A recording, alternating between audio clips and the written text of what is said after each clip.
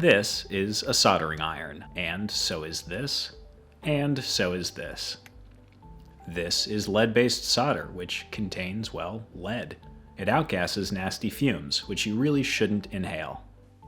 Hey folks, welcome back to the channel. I'm Asa, and I have another one-day build to share. Over the years, I've amassed a bit of a collection of soldering irons, and I use them fairly regularly for different projects. Typically, I use leaded solder, which will outgas some kinda nasty fumes. I really should always be using a fume extractor when soldering, but I haven't bothered to buy one all this time. If I plan to do a bunch of soldering, I typically just get out a box fan and use it to pull the fumes as far away from me as possible. So it's time to get a fume extractor. And instead of buying one, of course, I'll build my own and stylize it.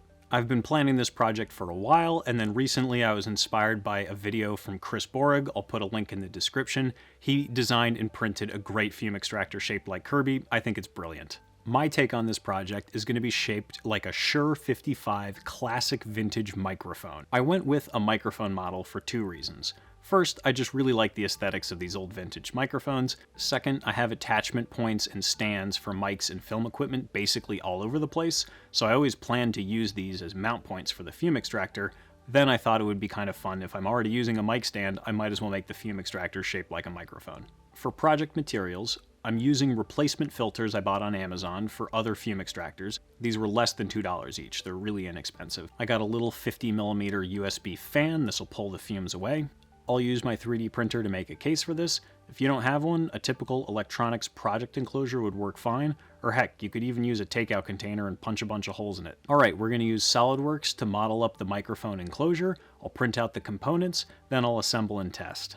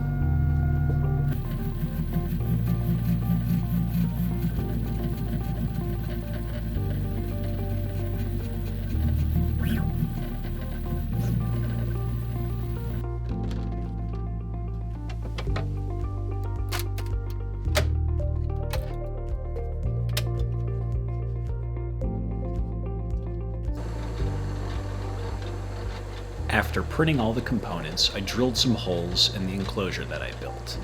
The purpose was twofold. One, connect the two halves to each other. For this, I would also add some threaded inserts later. And two, add mount points for the little fan that I'll put in. I clamped the two halves of the microphone head together so I could make sure to drill a consistent hole through both sides so that I knew my bolt and my inserts would line up.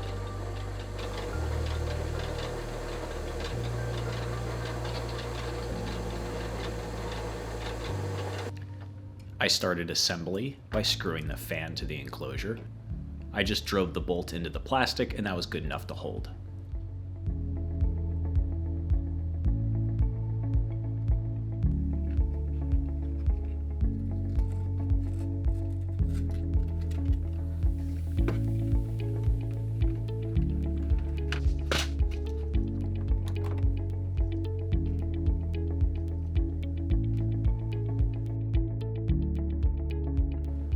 I added some M2 sized brass threaded inserts. They cut into the PLA really quickly with just a 25-watt soldering iron.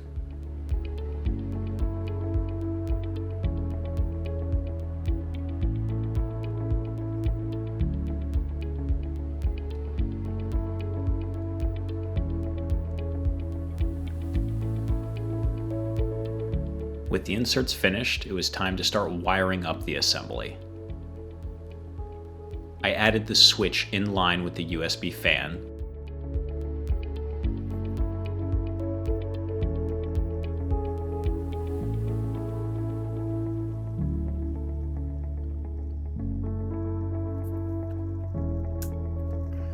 The packaging was a little tight, but it all fit pretty well.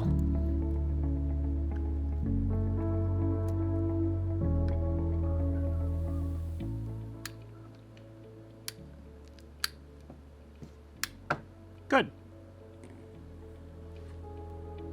I 3D printed some aesthetic pieces for the interior, which I glued in. I added the carbon filter on the front piece, and I stuffed one in behind the fan as well.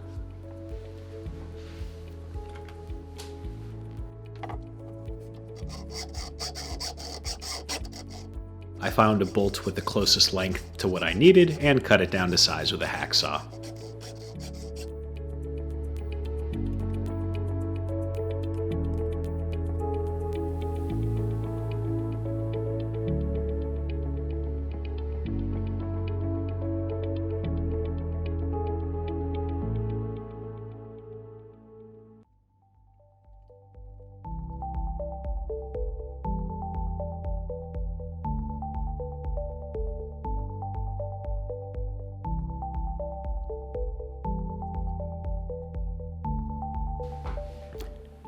The final two steps were gluing the switch in place and press fitting in a nut so that I can use threaded mounts.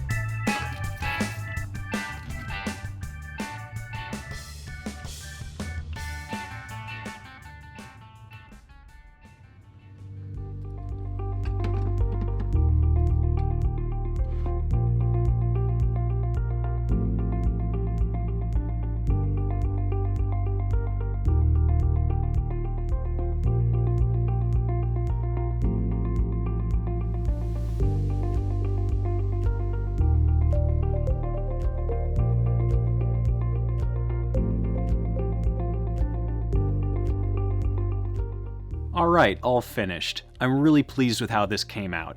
As you can see from some of the shots, it's definitely not as strong as I'd like. I can see why the real commercial fume extractors are quite a bit bigger. If I were to do it again, I'd install the fan sideways instead of front to back so I could package a bigger one in here, but it's good enough for my purposes. During design, I made sure I could assemble and disassemble this so that I can take it apart later, change out the filters. Maybe when I get around to it, I'll put in a larger fan so that it's a little more effective. If I had more time, I definitely would do a chrome paint or a chrome effect on this so that the finish looks more like the real vintage microphone. Hopefully I get a chance to tackle that in another video. That's all I've got for you today, folks. Thank you so much for watching. I really appreciate it. If you enjoyed this video, please like it and consider subscribing to my channel if you want to see more content like this.